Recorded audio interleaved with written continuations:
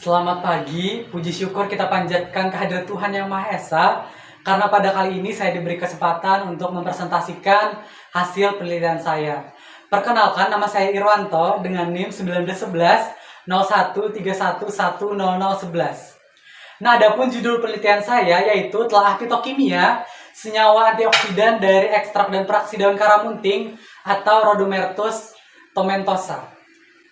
Nah, ada rangkaian pembahasan. Yang pertama ada pendahuluan, yang kedua ada metode, yang ketiga ada hasil dan pembahasan, dan yang keempat ada kesimpulan dan saran, dan yang terakhir yaitu referensi.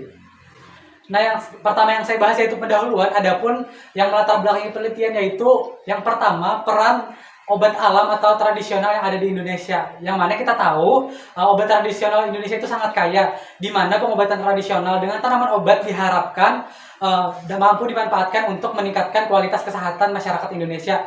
Nah, jadi masyarakat percaya obat tradisional itu lebih sedikit efek sampingnya dibandingkan dengan obat kimia. Terus yang kedua, yaitu radikal bebas, salah satu penyebab penyakit di dalam tubuh manusia, di mana radikal bebas merupakan senyawa yang sangat reaktif menyerang sel-sel yang ada di dalam tubuh. Selain di dalam tubuh, ada juga faktor eksternal seperti polusi dan makanan yang bisa menyebabkan radikal bebas dan memicu penyakit yang ada di dalam tubuh manusia. Terus yang ketiga yaitu peran antioksidan sebagai aseptor radikal bebas, di mana antioksidan adalah suatu senyawa yang dapat menghambat atau mencegah kerusakan yang disebabkan oleh adanya oksidasi, atau antioksidan berperan sebagai penyumbang hidrogen yang bertindak sebagai aseptor radikal bebas dan dapat menunda inisiasi pembentukan radikal bebas sehingga tidak dapat menginduksi suatu penyakit di dalam tubuh manusia. Dan yang keempat yaitu karamunting atau Rhodomertus tomentosa adalah salah satu tumbuhan obat tradisional yang sering digunakan masyarakat, di mana masyarakat percaya buah karamunting itu memiliki antioksidan yang sangat tinggi dan dapat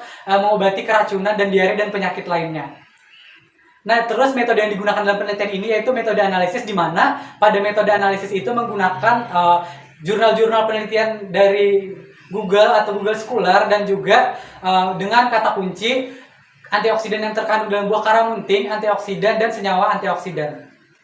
Nah, selanjutnya itu hasil dan pembahasan. Yang pertama, hasil penapisan fitokimia simplicia dan ekstrak daun karamunting, di mana golongan senyawa yang diketahui yaitu alkaloid, tanin, propanoid, quinon, saponin, menoterpin, dan sekuen, di mana pada tabel pada hasil penelitian yang tidak teridentifikasi yaitu alkaloid itu tidak teridentifikasi di dalam ekstrak daun karamunting, sedangkan golongan senyawa lainnya itu bertanda positif atau teridentifikasi di dalam daun karamunting.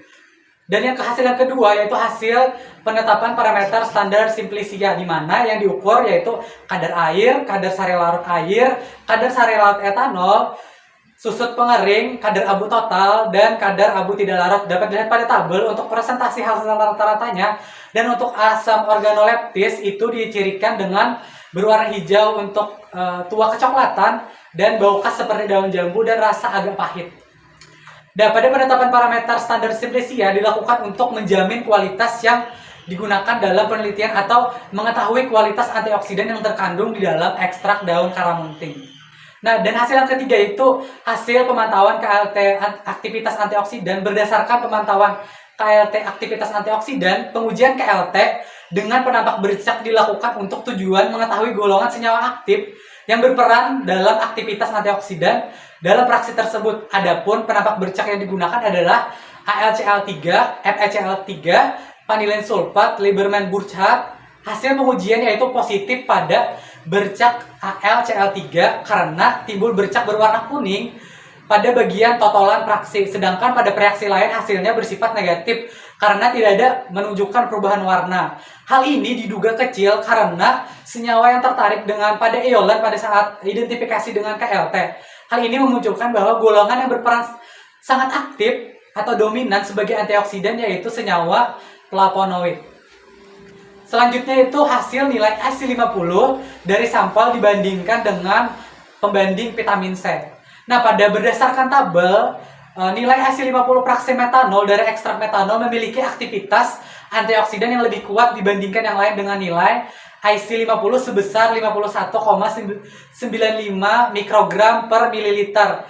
Tetapi aktivitas antioksidan praksi pada ekstrak daun kalamuntik itu lebih kecil dibandingkan aktivitas antioksidan pada vitamin C 99 kali lipat lebih besar pada vitamin C, di mana artinya kekuatan ekstrak daun karamunting itu 50% mampu menghambat DPPH atau radikal bebas, sehingga DPPH kehilangan karakter radikal bebas atau konsentrasi suatu zat antioksidan yang mampu memberikan penghambat sebesar 50% terhadap DPPH atau radikal bebas yang ada di dalam tubuh. Nah, yang selanjutnya itu kesimpulan dan saran. Berdasarkan hasil penelitian ini dapat disimpulkan bahwa fraksi metanol dari ekstrak metabolisme daun karamunting mempunyai aktivitas antioksidan yang sangat kuat, yaitu dengan nilai AC50 sebesar 51,95 mikrogram per mililiter, atau zat antioksidan yang mampu memberikan penghambat sebesar 50% terhadap DPPH atau radikal bebas yang ada dalam tubuh. Dan diduga senyawa yang dominan aktif berperan dalam aktivitas antioksidan pada fraksi tersebut termasuk ke dalam golongan flavonoid. Dan selanjutnya itu saran. Nah, saran yang diberikan yang pertama, pada penelitian ini perlu dilakukan pengujian antioksidan dengan metode yang lain untuk mengetahui kualitas antioksidan yang terkandung di dalam ekstrak daun karamunting. Dan yang kedua yaitu ekstrak daun karamunting itu bisa dilakukan dengan daun yang segar, sehingga didapatkan ekstrak yang masih segar dan efektif untuk hasil pengujian. Nah, selanjutnya itu referensi dapat dilihat pada PPT. Nah, mungkin itu presentasi dari saya. Berdasarkan hasil penelitian tadi, diharapkan kita sebagai masyarakat Indonesia mampu memanfaatkan daun karamunting sebagai obat tradisional untuk kualitas hidup yang lebih sehat. Salam sehat.